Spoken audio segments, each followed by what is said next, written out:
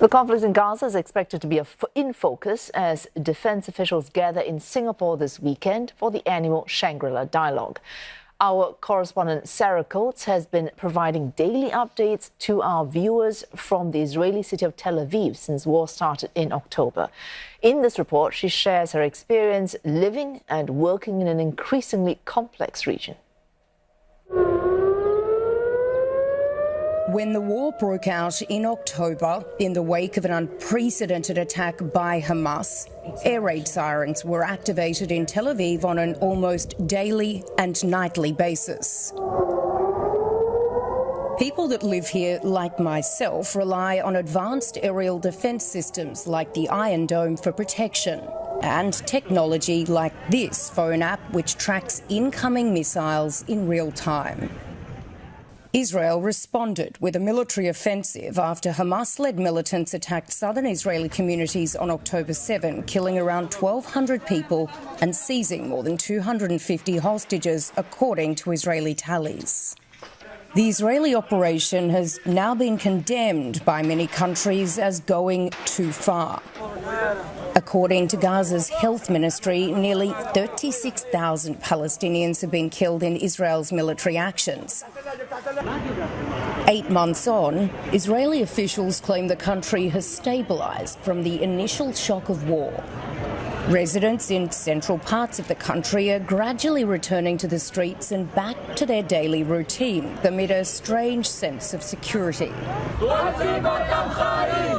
But as night falls, this fragile calm now frequently turns to rage. As internal conflict spirals amid growing protests against the government and its perceived failure to bring home captives still being held in Gaza.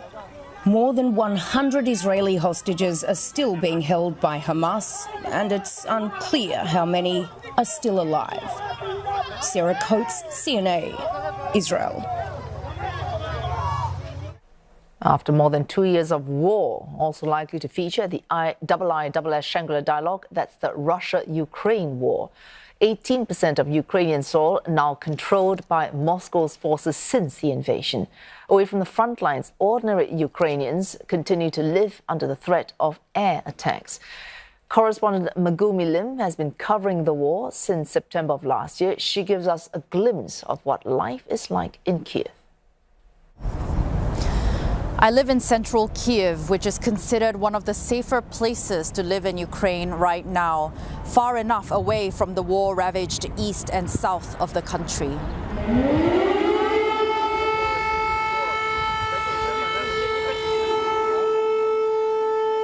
But air raid sirens continue to interrupt our daily lives. When that happens, local Telegram channels publish the latest updates on what the threat looks like. Did a Russian jet take off? Are there Shahid drones flying towards the capital? Most of the attacks happen at night when people are asleep. I've heard explosions as air defense worked to intercept missiles. And I've also seen drones being shot down in the distance from my balcony. When the threat is this close, just like many Ukrainians, I've slept in my hallway to stay as close to the core of my building and away from windows. Underground metro stations and bomb shelters also continue to offer a safe refuge for people. But after more than 2 years of Russia's full-scale invasion, many have grown accustomed and ignore the alerts. Not because this is normal, but because they want to live their lives as close to normal as they can. These days, Ukraine's ability to shoot down Russian missiles have weakened due to delays in Western military assistance. A 46% interception rate over the past 6 months, compared to 73% during the preceding 6 months. And Kiev is asking for more air defense systems. Now there are rolling blackouts across the country, including in Kiev. Ukraine is facing severe power shortages after Russian strikes on its energy grid, amounting to $1 billion worth of damages. This is the second season of power cuts Ukrainians are having to endure. The work to rebuild the country while attacks continue is challenging to say the least. This is most apparent in areas closer to the front lines.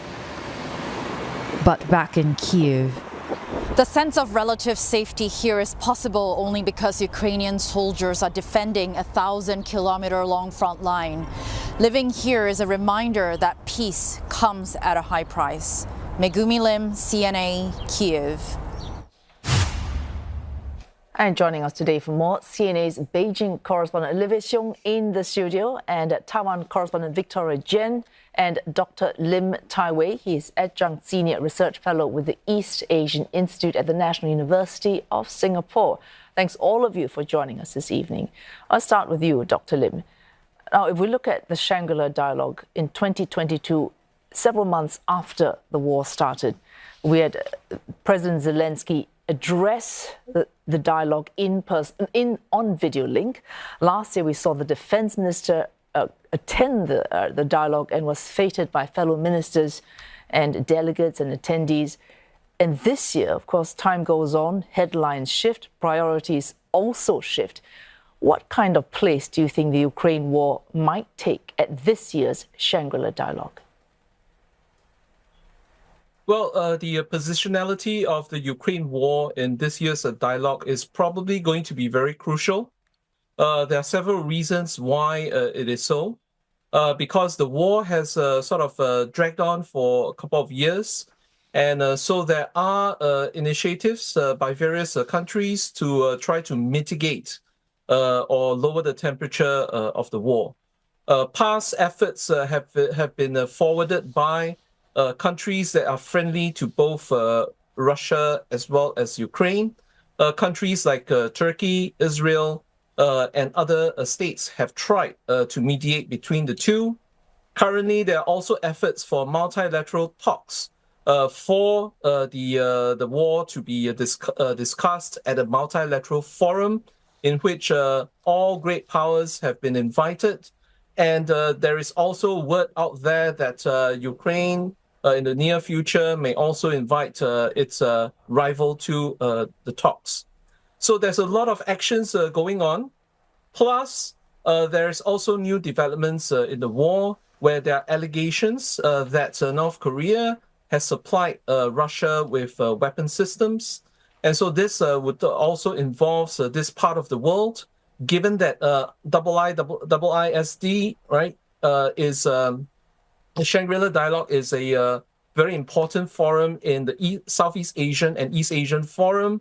So this kind of topics would probably be unavoidable, although they may take place in corridor diplomacy, closed-door sessions as well.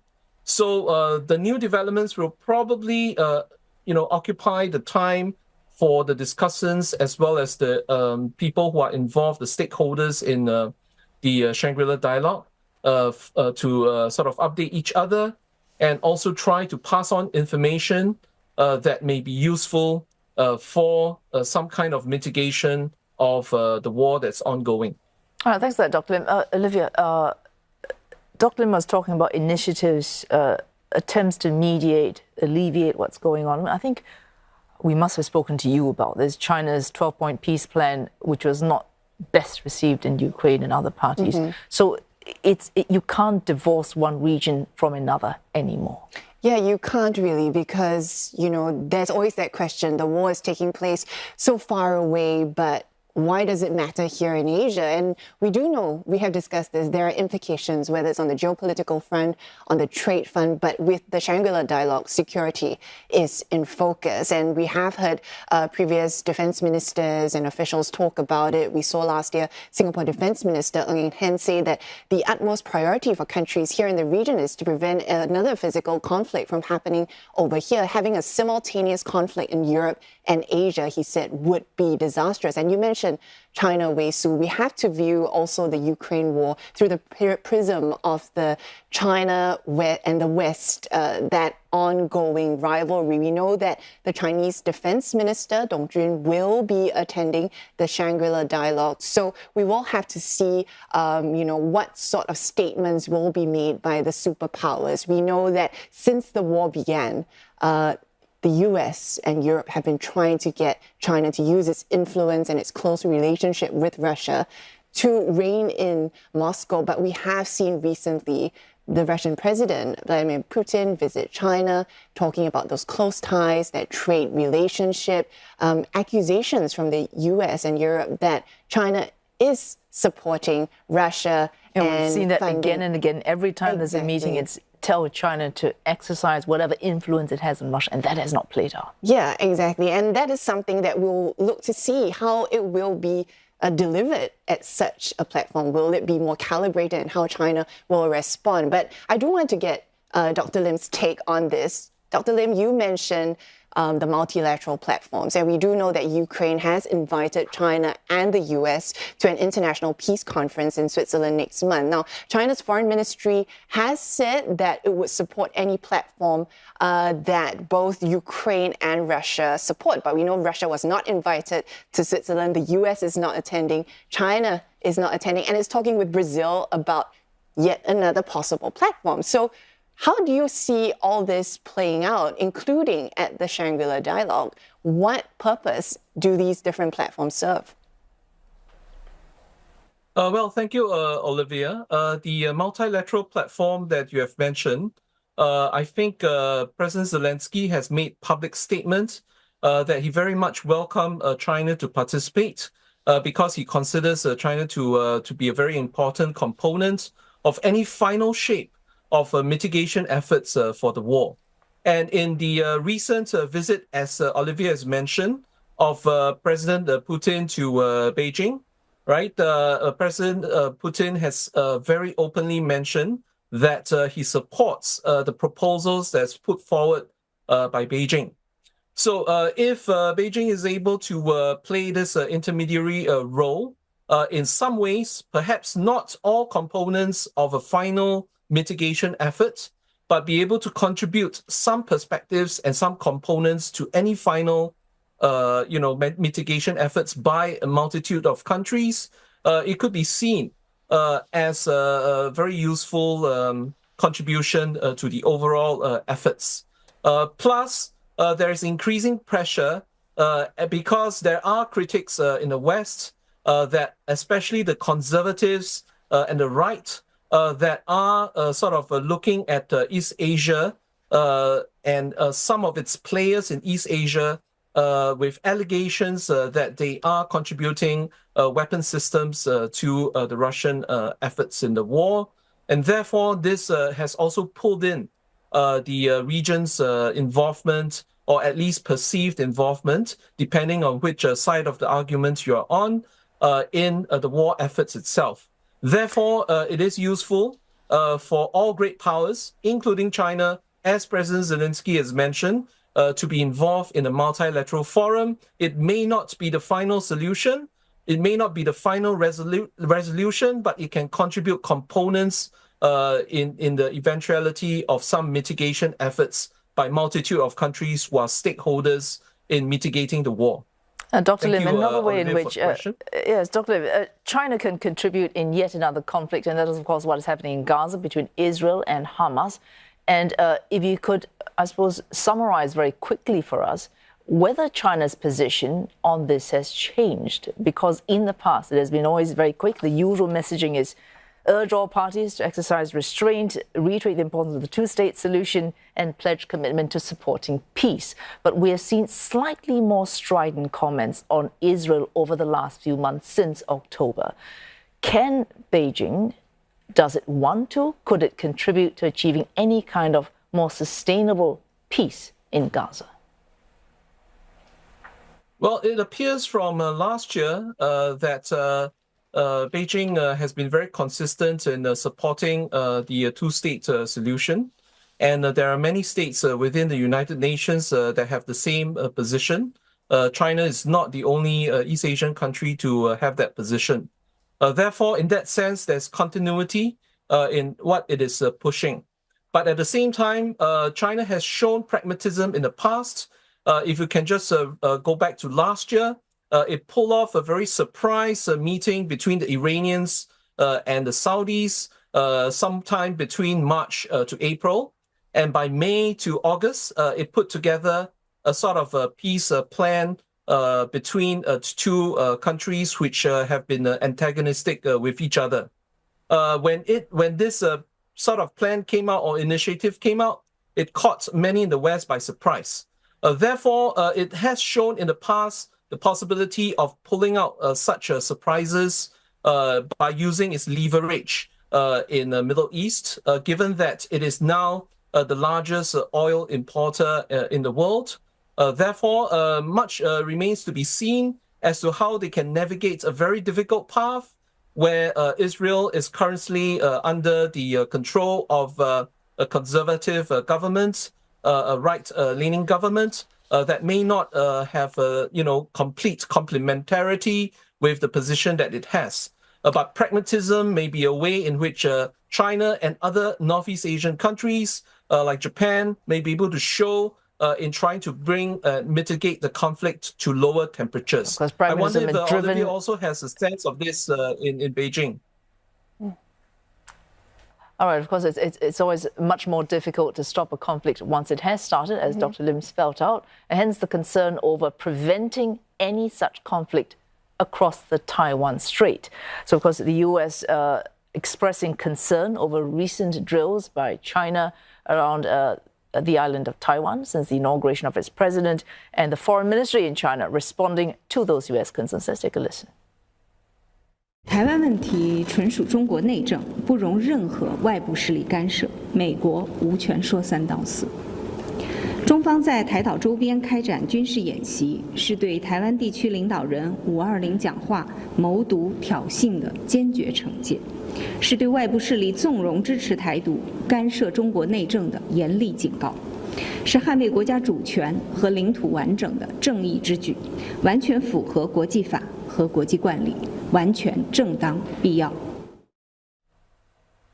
Of course, let's bring in Victoria in Taipei now. Victoria, we just heard the Chinese Minister of Foreign Affairs spokesperson Mao Ning laying out China's position. I'm sure you have heard this multiple times. This is nothing new. And when President Lai was sworn in last Monday, his speech generally was felt to be a very carefully crafted, calibrated speech to satisfy all sorts of concerns on several fronts. So William Lai's speech, China's response, the U.S. response, do you feel, at least sense, since May 20th when he was sworn in, any movement on Taipei's front, especially given domestic friction over their internal politics, China's reaction, any change in how it wants to approach its relationship across the strait? Well, President William Lai has responded to military drills by saying that he wants peaceful exchanges and understanding with the other side of the strait. And so it's clear that he wants to make peace with China. He has also steered clear of Taiwan's independence by saying that he's going to follow his predecessor Tsai Ing-wen's China policy. He said that the PRC and the ROC are not subordinate to each other, but he was basically echoing what Tsai Ing-wen had said. Now, for someone who had openly advocated Taiwan's independence, he has certainly dialed down his hardline pro-independence position. But it's clearly not enough for Beijing because Beijing wants him to accept the one China principle. And so unless he accepts the one China principle, the two sides are unlikely to see much improvement.